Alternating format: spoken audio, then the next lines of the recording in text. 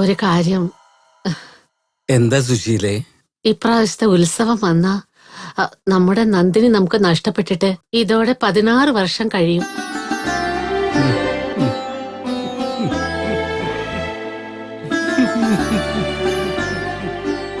അതെ സുശീലേ, എല്ലാം ഉണ്ടായിരുന്നിട്ടും ഒരു അനാഥയെ പോലെ വളരേണ്ടി വന്നില്ലേ നമ്മുടെ മോള്?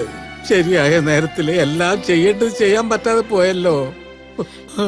അത് മാത്രമല്ലാതെ അവൾക്ക് കിട്ടേണ്ട സ്നേഹം, പരിചരണം ഒന്നും കൊടുക്കാൻ നമുക്ക് പറ്റില്ലല്ലോ. അതാണ് വിധി. പാവം മോള്, നമ്മുടെ മോള് വയസ്സറിയിച്ചപ്പോ ശാസ്ത്രപ്രകാരം ബന്ധുക്കളെയൊക്കെ വിളിച്ചുകൂട്ടി ഒന്നും ചെയ്യാൻ പറ്റിയില്ല. നോക്കി, അതിനു പകരം ഒരു നല്ല പയ്യനെ, പണക്കാര പയ്യനെ കണ്ടുപിടിച്ച് നമ്മുടെ മോളെ അവന്റെ കയ്യിൽ ഏൽപ്പിക്കണം. നീ പറഞ്ഞതുപോലെ ചെയ്യായിരുന്നു. ആ ദൈവം എന്ത് കുറവാ നമുക്ക് ചെയ്തിരിക്കുന്നേ. അവൾക്ക് ശരിയായ നല്ല വരനെ കണ്ടുപിടിക്കണം. നമുക്കും അവൻ മകനായിരിക്കണം. നമ്മുടെ വംശത്തെ സംരക്ഷിക്കുന്ന നല്ലൊരു മകളായിരിക്കണം സുശീലേ. നിങ്ങൾ പറഞ്ഞതാ ശരി. ഇത്രയും നാൾ അവളെ വിട്ട് പിരിഞ്ഞത് മതി സുശീലേ. അവൾ എപ്പോഴും നമ്മുടെ കൺമുമ്പിൽ ഉണ്ടാവണം. അവളെ വിവാഹം കഴിച്ച് വരന്റെ വീട്ടിലേക്ക് അയച്ചിട്ട് നമുക്ക് സന്തോഷമായിട്ട് ഇവിടെ ജീവിക്കാൻ പറ്റില്ല. എനിക്ക് സന്തോഷായിരിക്കാൻ പറ്റില്ലെന്നേ. പിന്നൊരു കാര്യം, നമ്മുടെ മകളുടെ കല്യാണത്തിൽ ഒരു കുറവും ഉണ്ടാവാൻ പാടില്ല. ഞാൻ ഇപ്പൊ തന്നെ പറഞ്ഞേക്കാം. നല്ല കാര്യ നീ പറഞ്ഞു സുശീലേ. ഇത് സാധാരണ കല്യാണം അല്ല. അതുകൊണ്ട് ഇതൊരു ഉത്സവമായി നടത്തണം. ഇതുപോലൊരു കല്യാണം ആരും നടത്താൻ പാടില്ല. അത്രയ്ക്ക് മനോഹരമായ കല്യാണമായിരിക്കണം ഇത്. ഒരു കാലത്ത് നമ്മൾ എങ്ങനെയായിരുന്നോ അതുപോലെ തന്നെ നമ്മൾ 3 പേരും ഒന്നായിരിക്കണം. അനാഥരെ പോലെ മരിക്കേണ്ടി വരുമെന്നാ ഞാൻ വിചാരിച്ച. എന്നാ ഭഗവതി നമ്മളെ കടാക്ഷിച്ചു. സത്യമാണ് സുശീലേ. കൊള്ളി വെക്കാൻ ഒരു മകനെ തന്നില്ലെങ്കിലും കണ്ണീരൊഴുക്കാൻ ഒരു മകളെ തന്ന ദേവിയെ നമ്മൾ കൈയെടുത്ത് കുമ്പിടണം.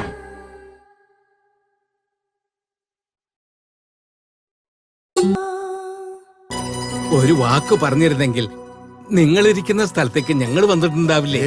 അതൊന്നും വേണ്ട. അതെന്താ, ഞങ്ങൾക്ക് നിങ്ങളുടെ വീട്ടിൽ വരാൻ പാടില്ലേ? അയ്യോ, ഞാൻ അങ്ങനെയല്ല പറഞ്ഞത്. നിങ്ങൾ ശിവഭക്തരാണ്, അദ്ദേഹത്തിന്റെ അനുഗ്രഹം കിട്ടിയവരാണ്. ഞങ്ങളെ സംബന്ധിച്ചിടത്തോളം നിങ്ങളും ദൈവങ്ങളാണ്. അങ്ങനെയൊന്നും ഇല്ല. കാട് കയറാണ്ട് നമുക്ക് കാര്യത്തിലേക്ക് അങ്ങോട്ട് കടക്കാം. ഈ വർഷത്തെ ഉത്സവം നമുക്ക് അങ്ങോട്ട് ഉഗ്രനായിട്ട് നടത്തണം. എന്താണെന്ന് വെച്ചാ അത് 16 വർഷത്തിൽ ഒരു തവണ പറഞ്ഞ ഉത്സവമാണേ. നന്ദിനി ചെറിയ കുട്ടിയായിരുന്നപ്പോ നടന്ന ഉത്സവായത്. ആ ഉത്സവത്തിന്റെ അന്നാണ് അവളെ ഞങ്ങൾക്ക് നഷ്ടമായത്. സുശീലേ, 16 വർഷങ്ങൾക്ക് മുമ്പ് കാണാതെ പോയ ആ പെൺകുട്ടി ഉത്സവത്തിന് 1 മാസം മുമ്പ് തിരിച്ചു വന്നെന്ന് വെച്ചാ എല്ലാ ദൈവത്തിന്റെ അനുഗ്രഹമാണ്. ശരിയാ പറഞ്ഞത്. സത്യമായ വാക്ക്. ഈ വർഷത്തെ ഉത്സവത്തിന് എത്ര ചെലവായാലും അത് ഞാൻ നടത്തിക്കൊള്ളാം. എല്ലാം ശിവന്റെ അനുഗ്രഹമാണ്. ഭഗവാൻ ശിവൻ അറിയാതെ ഈ ലോകത്ത് ഒന്നും സംഭവിക്കില്ല. അതെ അതെ. മോളെ നന്ദിനി, വാ അങ്ങോട്ട് വാ.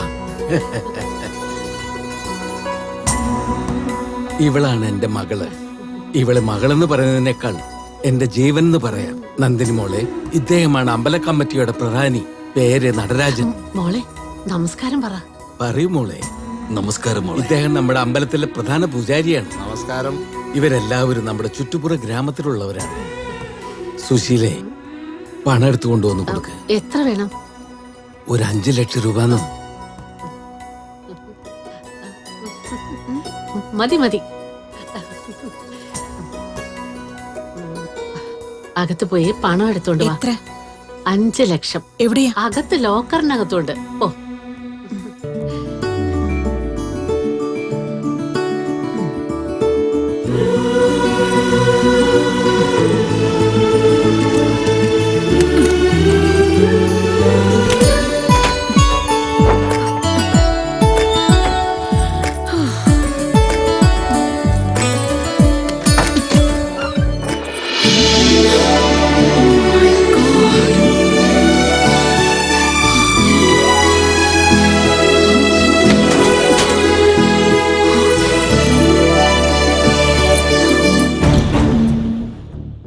ഇതെല്ലാം എടുത്തിട്ട് ഇവിടെ നിന്ന് എസ്കേപ്പ് ആയി എങ്ങനെയുണ്ടാവും?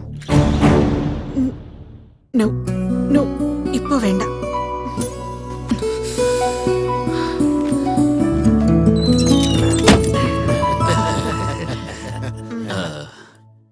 നീ തന്നെ നിന്റെ കൈകൊണ്ട് കൊടുത്തേക്ക്. അങ്ങനെ അവരുടെ കാലിൽ വീണ അനുഗ്രഹം വാങ്ങിച്ചേക്ക്. നന്നായി വരട്ടെ മോളെ. അപ്പൊ നമുക്ക് ഇറങ്ങിയാലോ? എന്നാ പിന്നെ ഞങ്ങളങ്ങട് നിങ്ങൾ എന്താ ഈ പറയുന്നേ? ഈ വീട്ടിൽ വന്നിട്ട് ഭക്ഷണം കഴിക്കാതെ പോവേ? വരണം വരണം, എല്ലാവരും ഭക്ഷണം കഴിച്ചിട്ട് പോയാ മതി. വരൂ, എല്ലാവർക്കും വിളമ്പി കൊടുക്കും. ചെല്ലേ. ഓം ആത്മാത്വം ഗിരിജാമതി പരിജന പ്രാണാശരീരഗ്രം പൂജാ ദേവിയോപി ഭോഗരചനഗ്രാസമാധിസ്ഥിതി സഞ്ചാര പദയോ പ്രദക്ഷിണ വിധി സ്തോത്രാണി സർവാഗ്യൗ യജ്ഞത് കർമ്മ കരോമി തദഖിലം ശംഭോ തവാരാധനം. നന്ദിനി ആശീർവാദം വാങ്ങിച്ച മോളെ. ആദൗ കർമ്മ പ്രസംഗാത് കലയതി കലുഷം നമ്മുടെ നന്ദിനിക്ക് നന്ദി അനുഗ്രഹം കൊടുത്തു.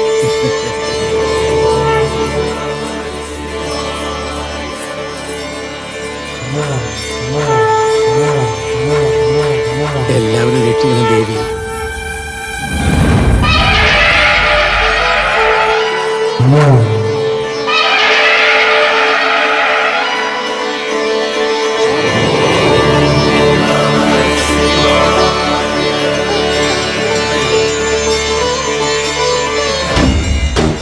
സോമ, പറങ്ങുന്ന ഈ മൂന്നാൾക്കാരുടെ ജീവനും ഇവിടെ വെച്ച് തന്നെ പോകണം. ആയിക്കോട്ടെ അങ്ങൂന്നേ, അതൊക്കെ ചെയ്തേക്കാം.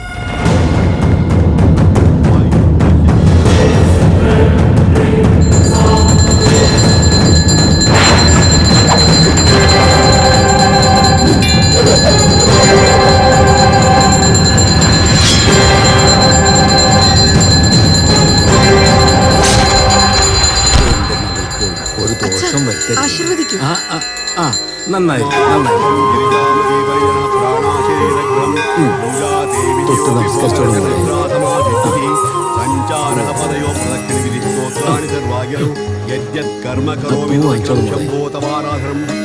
പുറത്തേക്ക് പോയിട്ട് 3 പ്രാവശ്യം വലം വെച്ച് ആശീർവാദം വാങ്ങിയിട്ട് പൊക്കോളുക. ശരി.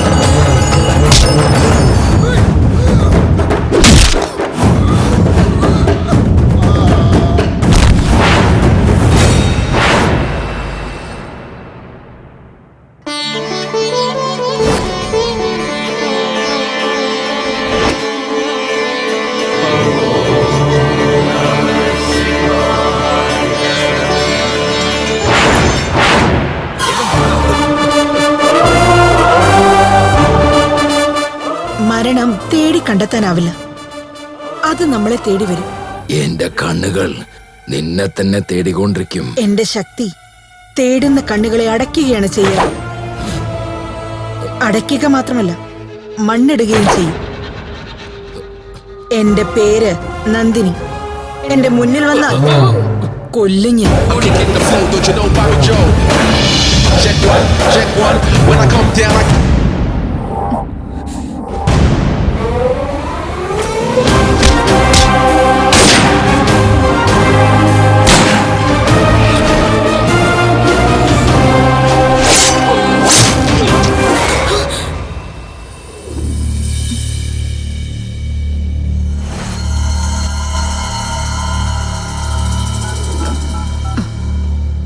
ഹലോ ഹലോ കൃഷ്ണേട്ടാ, ഞാൻ രാഗിണി. നിങ്ങൾക്ക് ആരെയാ വേണ്ടത്? നിങ്ങൾ വിളിച്ചിരിക്കുന്നത് റോങ് നമ്പറിലേക്ക്. ആദ്യം നമ്പർ ഒന്ന് ചെക്ക് ചെയ്യും. ഹലോ ഹലോ, ആരാ? ഞാൻ രാഗിണിയാ കൃഷ്ണേട്ടാ. രാഗിനി, നീ ഇപ്പോഴും ജീവനോടുണ്ടോ?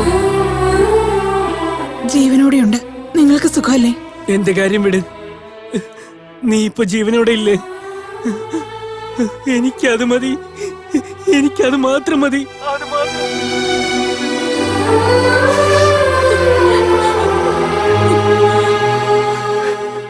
നീ എവിടെ ഇപ്പൊ ഉള്ളേ? പട്ടാമ്പി എന്നൊരു ഗ്രാമമുണ്ട്. അവിടെ ഒരാളുടെ വീട്ടിൽ. ഇവിടെയുള്ളവരെല്ലാം അവരുടെ മകളായി എന്നെ കാണുന്നേ. നീ ഒരുപാട് ഭാഗ്യം ചെയ്തവളാ രാഗിനി.